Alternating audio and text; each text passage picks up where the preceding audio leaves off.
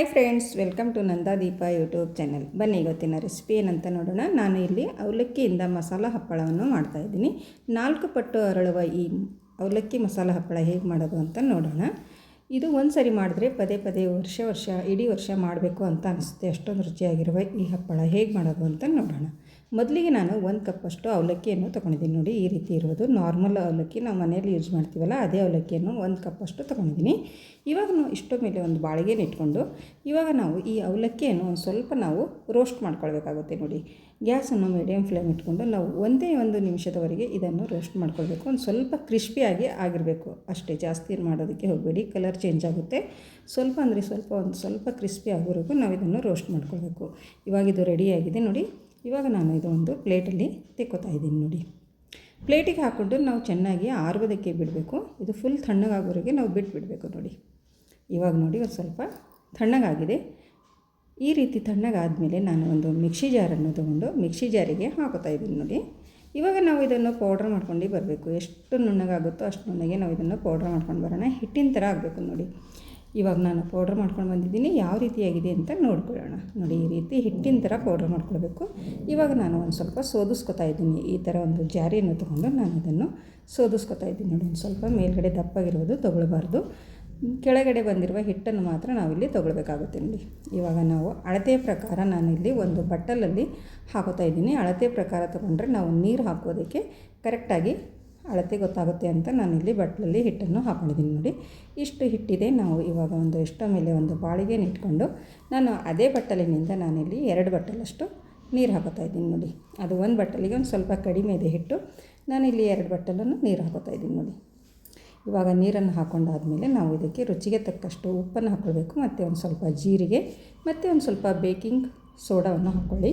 ಮತ್ತು ಒಂದು ಸ್ವಲ್ಪ ಚಿಲ್ಲಿ ಫ್ಲೇಕ್ಸ್ ಕೂಡ ನಾನು ಹಾಕ್ತಾಯಿದ್ದೀನಿ. ಮತ್ತು ಒಂದು ಸ್ವಲ್ಪ ಕಲೋಂಚಿ ಇರುತ್ತಲ್ವ, ಕರಿ ಎಳ್ಳು, ಅದನ್ನು ಕೂಡ ನಾನು ಇಲ್ಲಿ ಹಾಕ್ಕೊಳ್ತಾ ಇದ್ದೀನಿ. ನೋಡಿ, ಮತ್ತು ನಿಮ್ಮ ಹತ್ರ ಪಾಪಡ್ ಖಾರ ಇದ್ದರೆ ಅದನ್ನು ಕೂಡ ನೀವು ಹಾಕ್ಕೊಳ್ಬೋದು. ನನ್ನ ಹತ್ರ ಪಾಪಡ್ ಖಾರ ಇಲ್ಲ, ನಾನು ಇಷ್ಟೇ ಹಾಕ್ಕೊಂಡು ಚೆನ್ನಾಗಿ ಮಿಕ್ಸ್ ಮಾಡ್ತಾಯಿದ್ದೀನಿ. ನೋಡಿ, ಇವಾಗ ನಾವು ಇದನ್ನು ನೀರು ಕುದಿಯೋದಕ್ಕೆ ಬಿಡಬೇಕು. ನೋಡಿ, ನೀರು ಕುದಿ ಬರೋವರೆಗೂ ನಾವು ಇದನ್ನು ಚೆನ್ನಾಗಿ ಕುದಿಸ್ಕೊಳ್ಬೇಕು. ಖಳ ಅಂತ ಕುದಿಬೇಕು ನೀರು, ಅಲ್ಲಿವರೆಗೆ ನಾವು ಕುದಿಸ್ಕೊಳ್ಬೇಕಾಗುತ್ತೆ. ನೋಡಿ, ನೋಡ್ತಾ ಇರ್ಬೋದು ನೀವು ಯಾವ ರೀತಿ ನೀರು ಕುದೀತಾ ಇದೆ ಅಂತ. ಈ ರೀತಿ ನಾವು ಚೆನ್ನಾಗಿ ಕುದಿಸ್ಕೊಂಡಾದಮೇಲೆ ನಾವು ಇವಾಗ ಈ ಹಿಟ್ಟನ್ನು ಇದಕ್ಕೆ ಹಾಕ್ಕೊಳ್ಳೋಣ. ನೋಡಿ ಫ್ರೆಂಡ್ಸ್, ಇವಾಗ ಗ್ಯಾಸನ್ನು ಲೋ ಫ್ಲೇಮಲ್ಲಿ ಮಾಡಿಕೊಂಡು ಈ ಹಿಟ್ಟನ್ನು ಹಾಕಿ ಒಂದು 10 ನಿಮಿಷ ನಾವು ಅದೇ ರೀತಿ ಮುಚ್ಚಿಡಬೇಕು. ನೋಡಿ, ಗ್ಯಾಸನ್ನು ಲೋ ಫ್ಲೇಮಲ್ಲಿ ಮಾಡ್ಕೊಳ್ಳಿ. ಈ ರೀತಿ ಕುದೀತಾ ಇರಬೇಕು. ಒಂದು 10 ನಿಮಿಷ ಇದೇ ರೀತಿ ಮುಚ್ಚಿಟ್ಕೊಂಡು ನಾವು ಆಮೇಲೆ ಈ ರೀತಿ ತೆಕ್ಕೊಳ್ಬೇಕು. ನೋಡಿ, ತೆಕ್ಕೊಂಡು ಇವಾಗ ನಾವು ಮಿಕ್ಸ್ ಮಾಡಬೇಕು. ಒಂದು ಉಡನ್ ಕಡ್ಚಿಯಿಂದ ನಾವು ಮಿಕ್ಸ್ ಮಾಡ್ಕೊಳ್ಬೇಕು. ನೋಡಿ, ಈ ರೀತಿ ಮಿಕ್ಸ್ ಮಾಡ್ಕೊಳ್ಳಿ. ಗ್ಯಾಸ್ ಅಂತೂ ಆವನೇ ಇರಲಿ.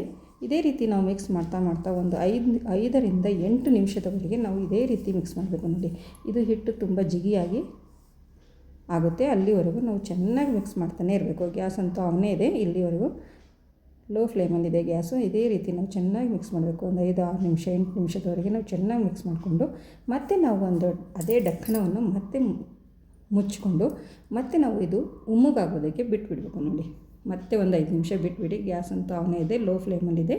ನೋಡಿ ಫ್ರೆಂಡ್ಸ್, ಈ ಥರ ವಾಫಿಲಿಂದ ನೀರು ಬಿಟ್ಟಿದೆ. ನೋಡಿ, ಇವಾಗ ನಾವು ತೆಗೆದುಕೊಂಡು ಮತ್ತೆ ಮಿಕ್ಸ್ ಮಾಡಬೇಕು. ನೋಡಿ, ಇದೇ ರೀತಿ ನಾವು ಚೆನ್ನಾಗಿ ಮಿಕ್ಸ್ ಮಾಡಿದ್ರೆ ಈ ಹಿಟ್ಟು ಪರ್ಫೆಕ್ಟಾಗಿ ಬರುತ್ತೆ. ನೋಡಿ, ಈ ರೀತಿ ನಾವು ಚೆನ್ನಾಗಿ ಮಿಕ್ಸ್ ಮಾಡಿಕೊಂಡು ಇಟ್ಕೊಳ್ಬೇಕಾಗುತ್ತೆ. ನೋಡಿ, ಈ ರೀತಿ ಗಟ್ಟಿಯಾಗಿದೆ. ನೋಡಿ, ಇದು ಒಂದು ಸ್ವಲ್ಪ ನಾವು ಇವಾಗ ಗ್ಯಾಸ್ ಆಫ್ ಮಾಡಿಕೊಂಡು ನಾವು ಮತ್ತೆ ಇದೇ ರೀತಿ ಮಿಕ್ಸ್ ಮಾಡ್ತಾನೆ ಇರಬೇಕು.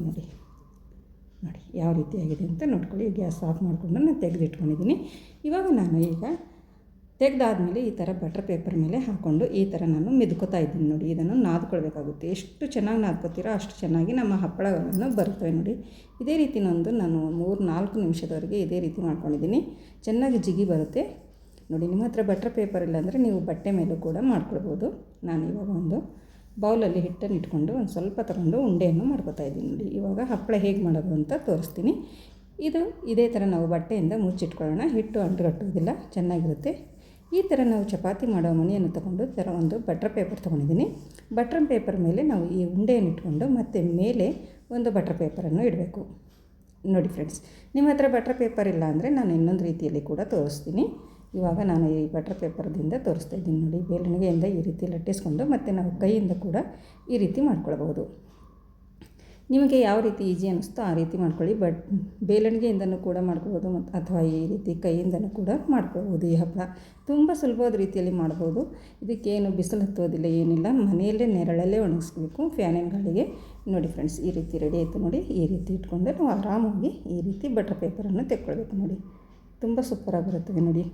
ನೀವು ಒಬ್ಬರೇ ಇದ್ರೂ ಕೂಡ ಈ ಹಪ್ಪಳ ಆರಾಮಾಗಿ ನೀವು ಮಾಡ್ಕೊಳ್ಬೋದು ನೋಡಿ. ಮತ್ತು ಈ ರೀತಿ ಮಾಡ್ತಾಯಿದ್ದೀನಿ ನೋಡಿ. ಇನ್ನೊಂದು ರೀತಿ ಪ್ಲಾಸ್ಟಿಕ್ ಪೇಪರ್ ಇರುತ್ತಲ್ವ, ಈ ರೀತಿ ಮಾಡಿಕೊಂಡು ಒಂದ್ರ ಮೇಲೆ ಒಂದು ಇಟ್ಕೊಂಡು ಈ ರೀತಿ ಕೂಡ ನೀವು ಹಪ್ಪಳ ಮಾಡ್ಕೊಬೋದು. ನಿಮ್ಮ ಹತ್ರ ಬಟರ್ ಪೇಪರ್ ಇಲ್ಲ ಅಂದರೆ ನೀವು ಈ ರೀತಿ ಮಾಡ್ಕೊಳ್ಳಿ, ಆರಾಮಾಗಿ ನೀವು ಮಾಡ್ಕೊಳ್ಬೋದು ನೋಡಿ. ಇದಕ್ಕೇನು ಹೊರಗಡೆ ಹೋಗಿ ಬಿಸಿಲಲ್ಲಿ ಒಣಗುವ ಅವಶ್ಯಕತೆ ಇಲ್ಲ, ಏನಿಲ್ಲ. ಮನೆಯಲ್ಲೇ ಕುಂತು ಆರಾಮಾಗಿ ನಾವು ಈ ಹಪ್ಪಳ, ಅವಲಕ್ಕಿ ಹಪ್ಪಳವನ್ನು ನಾವು ಮಾಡ್ಕೊಳ್ಬೋದು ನೋಡಿ. ಇದು ಕೂಡ ರೆಡಿ ಆಯಿತು ನೋಡಿ. ಇದನ್ನು ಕೂಡ ಆರಾಮಾಗಿ ನಾನಿಲ್ಲಿ ಹಾಕ್ಕೊಳ್ತಾ ಇದ್ದೀನಿ ನೋಡಿ. ಯಾವ ರೀತಿ ಎದ್ದು ಬರ್ತಾಯಿದೆ ಅಂತ ನೀವು ನೋಡ್ಬೋದು ನೋಡಿ. ಏನು ಅಂಟ್ಕೊಳ್ಳೋದಿಲ್ಲ, ಏನಿಲ್ಲ. ತುಂಬ ಸೂಪರಾಗಿ ಬರ್ತವೆ. ಇದೇ ರೀತಿ ನಾನು ಎಲ್ಲ ಹಪ್ಪಳಗಳನ್ನು ಮಾಡಿ ಒಣ ಹಾಕಿದ್ದೀನಿ ನೋಡಿ. ಫ್ಯಾನಿನ ಗಾಳಿಗೆ ಹಾಕಿದ್ದೀನಿ. ಮತ್ತು ಒಂದು ಸ್ವಲ್ಪ ನಾನಿಲ್ಲಿ ಬಿಸಿಲಲ್ಲಿ ಒಂದು ದಿವಸ ಫ್ಯಾನಿನ ಗಾಳಿಗೆ ಹಾಕಿ ಮರುದಿನ ಒಂದು ಸ್ವಲ್ಪ ಬಿಸಿಲಿಗೆ ಹಾಕ್ಕೊಂಡಿದ್ದೀನಿ ನೋಡಿ. ಚೆನ್ನಾಗಿ ಇವಾಗ ಒಣಗಿದೆ. ನಾನು ಇವಾಗ ತೆಕ್ಕೋತಾ ಇದ್ದೀನಿ. ನಮ್ಮ ಅವಲಕ್ಕಿ ಮಸಾಲ ಹಪ್ಪಳ ಅಂತೂ ತುಂಬಾ ರುಚಿಯಾಗಿವೆ ನೋಡಿ ಫ್ರೆಂಡ್ಸ್. ಯಾವ ರೀತಿಯಾಗಿದೆ ಅಂತ ನೋಡ್ಕೊಳ್ಬೋದು. ನೀವು ಒಂದು ವರ್ಷ ಸ್ಟೋರ್ ಮಾಡಬೇಕಂದ್ರೆ ಒಂದು 2 ದಿನ ಬಿಸಿಲಲ್ಲಿ ಒಣಗಿಸಿ ನೀವೊಂದು ಡಬ್ಬಿಯಲ್ಲಿ ಹಾಕ್ಕೊಂಡು ಒಂದು ವರ್ಷಗಟ್ಟಲೆ ಇಟ್ಕೊಳ್ಬೋದು ನೋಡಿ. ಫುಲ್ ಒಣಗಿದ ಮೇಲೆ ಈ ರೀತಿ ಆಗುತ್ತೆ ನೋಡಿ ಹಪ್ಪಳ. ನಮ್ಮ ಹಪ್ಪಳ ಯಾವ ರೀತಿ ಆಗಿದೆ ಅಂತ ನೋಡ್ಕೊಳ್ಬೋದು. ಇವಾಗ ನಾವು ಇದನ್ನು ಕರ್ದು ತೋರಿಸ್ತೀನಿ ಯಾವ ರೀತಿ ಬಂದಿದೆ ಅಂತ ನೋಡ್ಕೊಳ್ಳೋಣ. ಎಣ್ಣೆ ಕೂಡ ಕಾಯಲಿಟ್ಟಿದ್ದೀನಿ. ಎಣ್ಣೆ ಚೆನ್ನಾಗಿ ಕಾಯ್ದಿದೆ.